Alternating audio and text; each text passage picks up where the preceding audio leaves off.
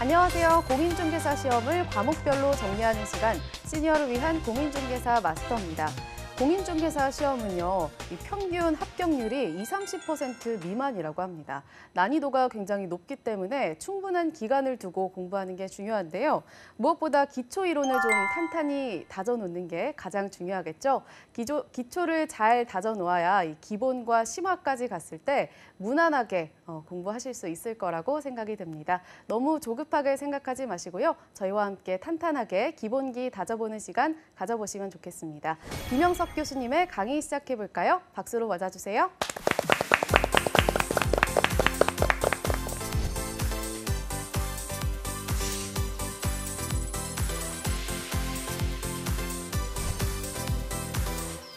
김영석 교수입니다. 이번 시간에는 취득시효의 유형을 먼저 간단하게 살피면서 그 요건을 우리 민법에서 어떤 내용으로 요구하고 있는가를 살펴보도록 하겠습니다.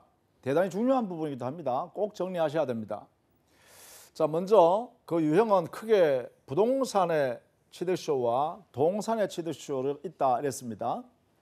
부동산의 취득시효는 우리 민법의 245조에 두 개의 조항을 만들어서 두 가지 유형을 만들어 놨어요.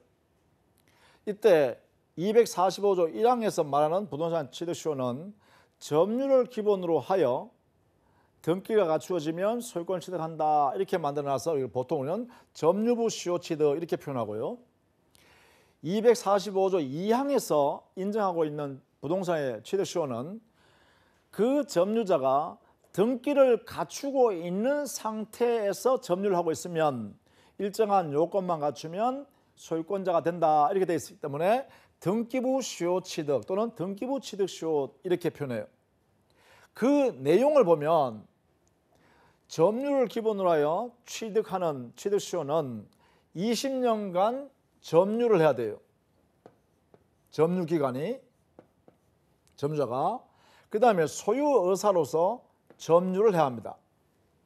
그 다음에 평온하게 점유를 해야 합니다. 그 다음에 공연하게 점유를 해야 합니다. 즉 점유자가 점유하는 요소는 이러한 네 가지 요소를 갖추어야 한다라는 거예요. 점유 기간은 20년, 그 다음에 점유의 요소로서 형태는 소유 의사를 가지고 점유, 평온한 점유, 공연한 점유 이렇게 네 가지 요소를 갖추었을 때 이 점유자는 자기 앞으로 소유권 등기를 이렇게 하면 소유권을 취득한다 이렇게 하는 것이죠. 이것을 우리는 점유부 시효 취득이라 해요. 따라서 소유권 등기를 갖추어야 됩니다. 이렇게 이에 반해서 245조 2항의 등기부 취득시효라는 이 요소는 20년간 역시 마찬가지입니다. 점유를 해야 합니다. 점유. 이 점유자가 20년간 점유를 해야 합니다. 그 다음에 그 점유가 소유의 의사를 가지고 점유해야 되고 평온하게 점유해야 되고 공연하게 점유해야 되고 나아가서 그 점유는 선의이고 무과실로 점유를 했어야 합니다. 그런데 이 점유자는 소유자로서 등기가 존재하고 있어야 합니다. 등기부상에. 따라서 1항에 있는 내용과 2항에 있는 내용의 가장 큰 차이점이 1항의 점유부 시효 취득에서는 20년간 점유를 해야 되고 그리고 마지막으로 등기를 자기 앞으로 해와야 합니다. 이게 245조 1항에 적용되는 내용이죠. 이에 반해서 2항 등기부 시효 취득에는 10년간의 점유가 필요하고 다만 10년으로 기간이 짧은 대신에 선의이고 무과실 점유가 수반돼야 합니다. 함께 있어야 됩니다. 그리고 그 점유자는 반드시 등기부상에 소유자로 등기가 있는 사람이어야 합니다. 여기는 등기가 존재하고 있어야 되죠. 자, 이거는 2항에 해당되는 사람입니다. 그죠? 이 요건을 모두 갖추었을 때만 소유권을 취득한다라는 거예요. 이렇게 이때 이 취득시효는 소유권을 원시 취득한다 이렇게 판단합니다. 타인의 소유권을 가져오는 것이 아니라 우리 민법 규정에 이 1항과 2항 규정의 요건에 의해서 이 세상에서 처음으로 소유권이 그 점유자한테 발생한다 이렇게 인정한다는 거죠. 그래서 원시취득의 성격이다 이렇게 해석합니다. 이에 반해서 동산의 소유권을 취득시효는 10년간 일정한 요소로의 점유가 또 5년간의 일정한 요소로의 점유가 있기만 하면 소유권을 인정합니다. 점주한테. 이 기간의 차이점은 바로 이게 5년간으로 단축하려고 그러면 그 점유가 선의 무과실 점유가 수반돼야 합니다. 그래서 여기는 모두 이 점유자가 점유했는데 10년간의 점유는 보니까 소유여사로 평온 공연한 점유이기만 하면 됩니다. 이에 반해서 5년간의 점유가 되어서 동산의 소유권을 취득시했다라고 하면 여기에 소유여사 평온 공연한 점유 외에도 선의이고 무과실 점유까지 요구하고 있는 점유다. 그죠? 이 면에서 차이가 있습니다. 그래서 이 차이만 여러분 인식할 수 있으면 되겠습니다. 그러면 우리 시험에는 주로 뭐가 나오냐? 바로 이겁니다. 부동산의 취득시효입니다. 그 중에서도 1항이 주로 많이 나옵니다. 이게요. 그래서 우리는 이 부분은 아주 구체적으로 디테일하게 정리하는 것은 심화 과정으로 또 넘기겠습니다. 여기서는 이런 내용들이 취득시효의 한 제도구나라는 것만 여러분이 인식해 주시고 그 소유권 취득은 원시취득이다 이렇게 정리를 좀 해두시기 바랍니다. 자, 그 다음에는 공동소유예요. 이 공동소유의 개념은 하나의 소유권을 하나의 물건에 있어서의 그 소유권을 두 사람 이상 여러 사람이 그 소유권을 나누어 가지고 있는 거죠. 그러니까 함께 공동으로 여러 사람이 보유한다. 공동 보유예요. 이것을 공동 소유라고 해요. 이때 공동으로 보유하고 있는 형태가 우리 민법은 공유, 합유, 총유라는 세 가지 형태를 인정하고 있죠. 이 보유하는 형태를 세 가지로 우리 민법이 허용한다. 그래서 이 공유라는 모습, 합유라는 모습, 총유라는 모습의 차이점이 뭘까? 이게 이제 핵심이겠죠. 보면 보통요 공유라는 것은 완전히 공유자 한 사람 한 사람은 개인주의적이에요. 그리고 이 사람들은 개별적으로 지분을 가지고 있어요. 지분을. 이 지분은 공유 지분이라 하고 공유 지분은 개인주의적이다 보니까 개별적으로 마치 한 개의 소유권을 갖고 있는 것처럼 똑같이 행사하게 됩니다. 완전히 개인주의적이다는 거죠. 이에 반해서 이 합유라는 것은 조합 관계가 있을 때 그 조합원 사이에 조합 재산을 보유하는 형태입니다. 이 조합 재산의 보유 형태는 다소의 단체성이 존재하게 되죠. 여기는 완전히 개인주의적인데 이 합유는 조합이라는 형태를 갖추기 때문에 단체성을 갖게 됩니다. 따라서 조합의 재산을 조합원이 함께 보유하는 형태가 합유를 하고 이 차이점은 지분은 존재하되 합유 지분이 존재합니다. 다만 이 지분은 처분이 자유롭지 못합니다. 처분은 제한받는다라는 것이죠. 즉 합유 지분을 타인에게 처분하려고 그러면 다른 조합원의 승낙, 동의, 전원의 동의가 해야만 처분이 가능해요. 그러나 여기에는 공유 지분은 자유롭게 처분이 누구의 도움도 받지 않고 간섭도 받지 않고 자유롭게 처분하는 게 인정된다는 거죠. 그래서 여기는 지분이 처분이 자유입니다. 처분, 자유 이렇게 되겠죠. 이런 차이가 있다는 것을 알아두시면 좋겠습니다. 그 다음에는 총유죠. 이 총유는 종중과 같이 비법인 사단이 그 종중 재산인 비법인 사단의 재산을 보유하는 형태예요. 그러다 보니까 여기는 완전히 단체성이 가장 강력하죠. 단체성이 아주 강하기 때문에 여기는 아예 그 구성원 개개인에게 지분 자체가 존재할 수가 없어요. 이게 이제 총류, 합유, 공유 이 세 가지 차이점입니다. 이 내용을 정리해 보면 이런 내용으로 해석할 수 있는데 여기다 보다시피 공유는 개인주의적이다 보니까 공동 목적 자체가 없어요.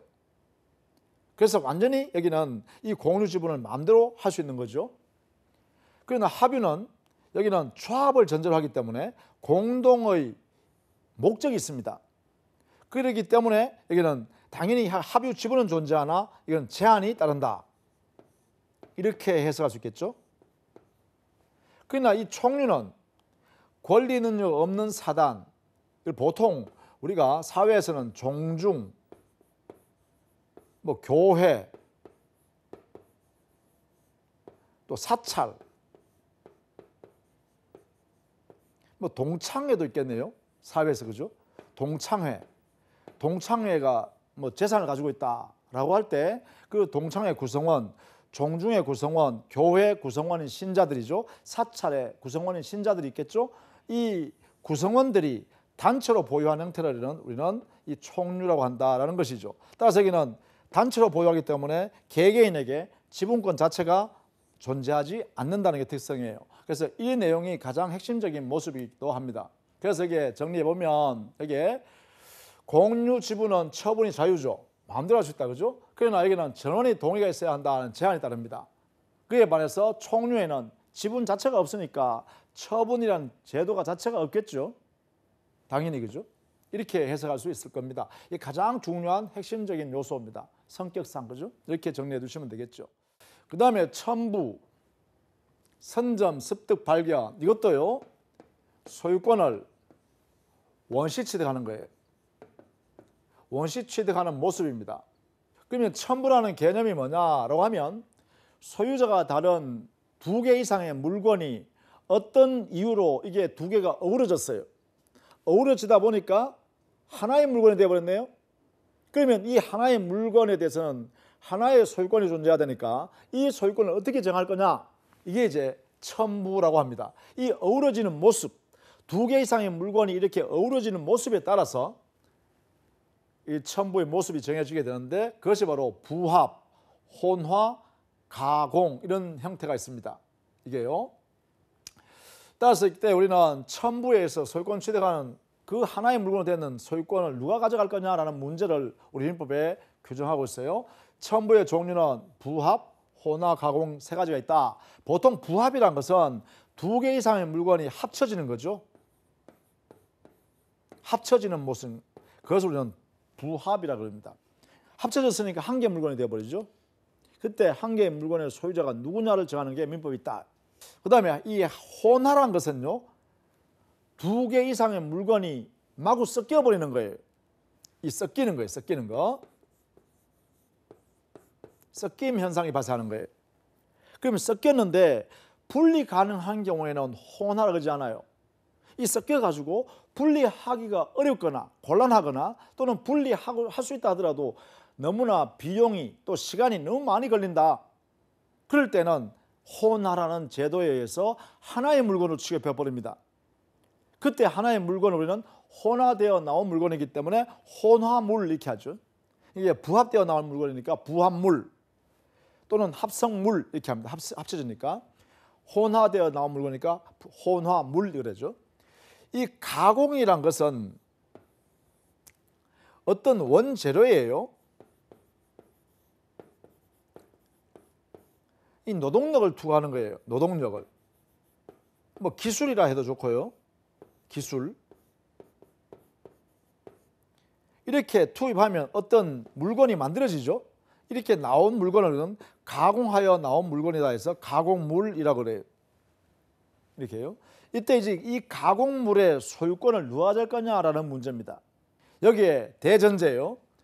첨부라는 부합, 혼화, 가공에서 나온 부합물, 혼화물, 가공물에 대해서 소유권 누가 취득할 거냐? 이것은요, 당사자 합의가 있으면 합의에 의해야 한다. 계약이 있으면 계약에 따른다 이 말이죠. 거기에 따라서 소유권을 인정한다, 정한다는 거예요. 만약에 이게 없다라고 하면 그때는 민법 규정에 따라서 정합니다. 이 규정을 이제 우리가 나중에 보게 된다는 것이죠. 그 다음에 두 번째요. 선점, 습득 발견에 의하여 소유권을 원시 취득하는 건데요. 선점이란 것은 주인 없는 동산, 무주, 주인 없는 동산을 점유하는 사람이 소유것을 가지고 점유하게 되면 그 소유권을 취득하게 되는데 그 취득을 하는 선점에 의한 소유권 취득이라고 그래요. 이렇게요. 그럼 유실물이란 것은 뭐냐? 결국은 주인이 그 물건을 어디에 둔지 잊어버릴 수 있죠. 잃어버린다 그러죠. 그래서 유실물이라고 그래요. 잃어버린 물건을. 그죠? 그래서 유실물을 유실물법이라는 법에 정한 절차에 따라서 공고를 6개월 한 후에 그 6개월 내에 주인이 나타나지 않으면 그 습득하여 공고한 그자에게 소유권이 발생하게 되는데 이것을 우리는 습득에 의한 소유권 취득이라 합니다. 그래서 여기는 반드시요 유실물법이라는 법률이 있습니다. 유실물법. 이 법에서 정해놓은 절차에 따라서 공고를 6개월 하고 그 기간 내에 소유자가 나타나지 않으면 취득하게 된다. 습득자가. 이걸 습득제도라고 합니다. 그 다음에 발견이란 것은 매장물이요. 그래서 어떤 포장물에 포함되어서 우리 눈에 잘 띄지 않는 상태에 있다. 그것을 매장물이라고 그래요. 그 매장물을 법률이 정한 바에 따라서 이 법률도 역시 유실물법에 의합니다. 유실물법에 정해져 있는 그 절차인데 거기는 공고를 1년 동안 하게 돼요. 매장물의 경우는. 그래서 1년 동안 소유자 신고하라고 공고한 후에 소유자가 나타나지 않으면 그때 드디어 발견한 사람이 소유권 취득한다라는 제도입니다. 이게 그 발견이라고 그러죠. 발견자에게 소유권을 취득하게 하니까 발견이라고 합니다. 그래서 선점, 습득, 발견 이 세 가지도 역시 소유권을 원시 취득하는 사유로 인정하고 있어요. 다만 여기 보다시피요. 여기에 선점과 습득은요. 동산의 하나입니다. 동산의 소유권을 원시 취득하는 거죠. 이렇게요. 그러나 이 발견의 경우에는 그 매장물이 동산일 수도 있고 부동산일 수도 있습니다. 이렇게요. 그리고 특히 이 매장물에 있어서는 고고학적으로 또 학술적으로 의미가 있을 때는 뭐 이렇게 국보로 뭐 지정되고 이렇게 되잖아요. 그죠? 이때는 이 발견자가 소유권 취득할 수 없도록 해놓는 규정도 있어요. 이거는 국가가 그 목적물을 가져가 버리고 어떻게 해요? 보상만 받을 수 있다 이래놨죠. 그런 예외적인 것이 있습니다. 어쨌든 간에 이러한 선점, 습득, 발견은 모두 원시 취득이다. 소유권 취득하는 모습은 이렇게 해석해야 되죠. 다만 이 요건은 갖춰야 합니다. 자, 이렇게 해서 소유권 취득하는 모습으로서요. 원시 취득 모습이요. 원시 취득 모습으로서 취득시효 제도와 첨부 제도하고 첨부, 그 다음에 선점, 습득, 발견 이런 것들을 우리가 원시취득 모습으로 정리받습니다. 여기는 특히 요건을 잘 봐두셔야 되겠죠. 자, 그 다음에는 지상권. 여기서부터는 소유권을 제한하는 물건입니다. 그래서 제한 물건 중에 먼저 용익물권을 공부하려고 그래요. 이 제한물권에는 용익물권과 담보물권이 있습니다. 이 용익물권에 지상권, 지역권, 전세권 이 세 가지 있죠. 담보물권에 유치권, 질권, 저당권 이렇게 세 가지 있죠. 이 6개를 우리는 소유권을 제한한다라고 해요. 그래서 제한물권이라고 붙이는 거예요. 자, 그러면 이 중에 제일 먼저요. 지상권이 뭔가 이걸부터 보겠습니다. 지상권이란 타인의 토지에 건물 기타 공작물을 또는 수목을 소유하기 위해서 그 타인의 토지를 사용할 수 있는 권리입니다. 물론 토지를 임대차해서 임차권을 가지고 그 토지를 이용할 수도 있죠.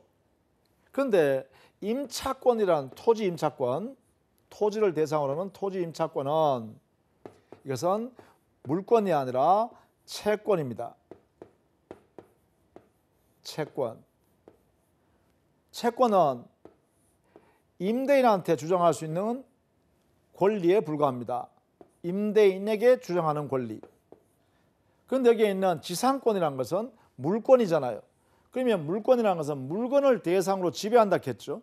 따라서 이 물권인 지상권은 타인의 토지를 목적으로 한다. 이걸 꼭 알아두셔야 돼요. 이것을 지배하는 거예요. 이것을. 즉 토지 소유자인 지상권 설정자인 그 소유자한테 이래라 저래라 하고 요구하는 권리가 아니라 토지를 직접 지배하여 이득을 취합니다. 그 지배하는 모습이 뭐냐? 사용하는 거죠. 그 목적으로 하는 것은 뭐냐? 건물 기타 공작물이나 수목을 소유하려고 지상권자가 그 토지를 지배하는 거다 이 말이죠. 따라서 지상권은 타인의 토지를 지배한다. 토지 위에 있는 물건을 지배하는 것이 아니라 지상권은 타인의 토지를 지배한다. 이걸 꼭 알아두셔야 됩니다. 자, 이러한 지상권 취득은, 즉 취득한다는 것은 결국은 지상권을 성립시키는 것이죠. 여기는 두 가지 모습이 있습니다. 하나는 지상권 설정 등기를 해야만 지상권 취득하는 게 있고, 지상권 설정 등기 없이도 지상권을 취득하는 경우가 있어요. 그러니까 등기를 해야 취득하는 경우, 등기가 없어도 취득하는 경우 두 가지 현상이 있다는 것이죠. 그러면 등기를 해야 되느냐라는 것은 결국은 우리는 앞에서 했습니다. 부동산 물건에 등기가 필요한 경우는 거래 행위를 하는 거죠. 법률 행위. 그래서 토지 소유자인 지상권 설정자와 지상을 취득하려는 지상권자가 합의하는 거죠. 그 토지에다가 지상권 설정해 주겠습니까? 이렇게 물어보니까 좋습니다. 해줄게요. 이렇게 하는 거죠. 그러면 지상권 설정 계약을 통해서 그 다음에는요. 계약을 했으니까 반드시 뭘 해야 된다? 그래요? 등기를 해야 합니다. 이래 되겠죠? 그렇게 되면 지상권을 취득하게 됩니다. 그 외에는요. 등기 없이도 취득하는 것이 있다.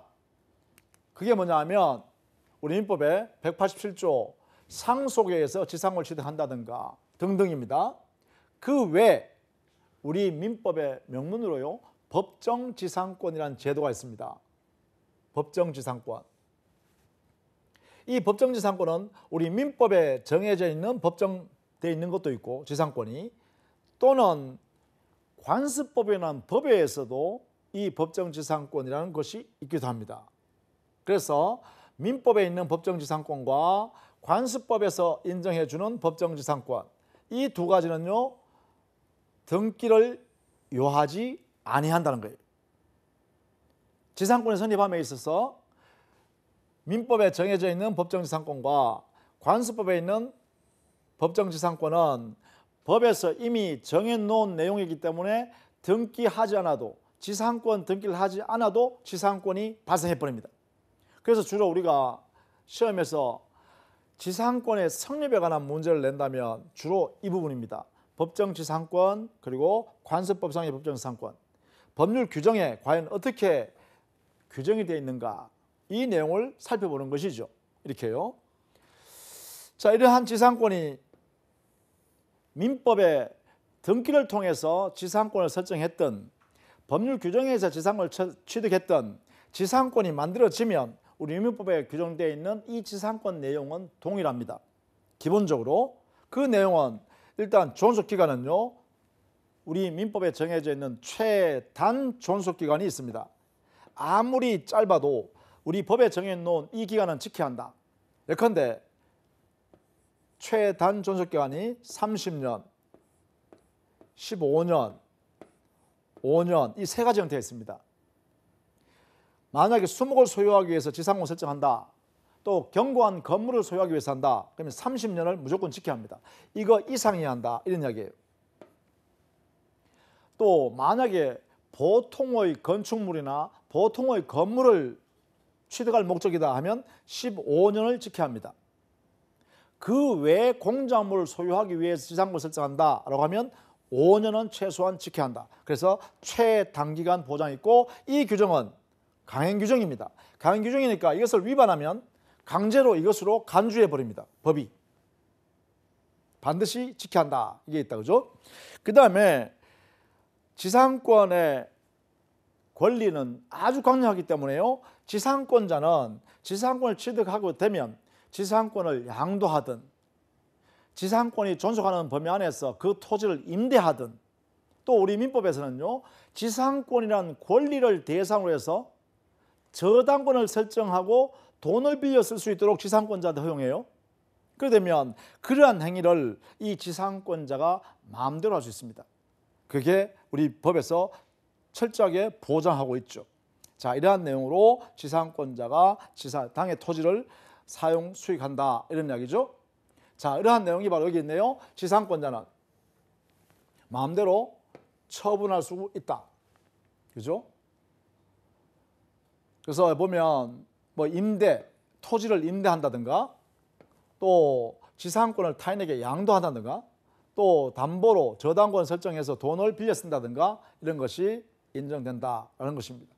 그러면 타인의 토지를 이용하니까 그 이용 대가, 토지의 사용 대가는 줘야 되지 않느냐? 그래요. 여기에 대해서는 원칙, 지상권 성립하는데 요소가 아닙니다. 따라서 대가를 지급하는 치료 지급 약정이 있는 유상이든 무상이든 묻지 않는다 이렇게 정리할 수 있겠죠. 따라서 이 의무 약정 지급하면 의무가 발생하는 것이다 라는 것이죠. 다만 2년 이상 연체를 하면 그래요. 여기선 통산 2년 이상 연체했다라고 하면 소멸을 청구할 수가 있습니다. 뭐 이런 정도로 보시면 되겠죠. 자, 여기까지 하시고요. 다음 시간에 또 뵙겠습니다. 수고했습니다.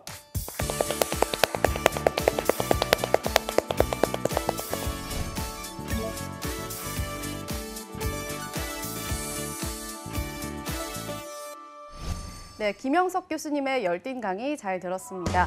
오늘 강의 놓친 부분이 있거나 다시 보고 싶으신 분들은요. 유튜브나 한국직업방송 홈페이지에서 볼 수 있습니다. 저희는 다음 이 시간에 더 알찬 소식으로 찾아올게요. 고맙습니다.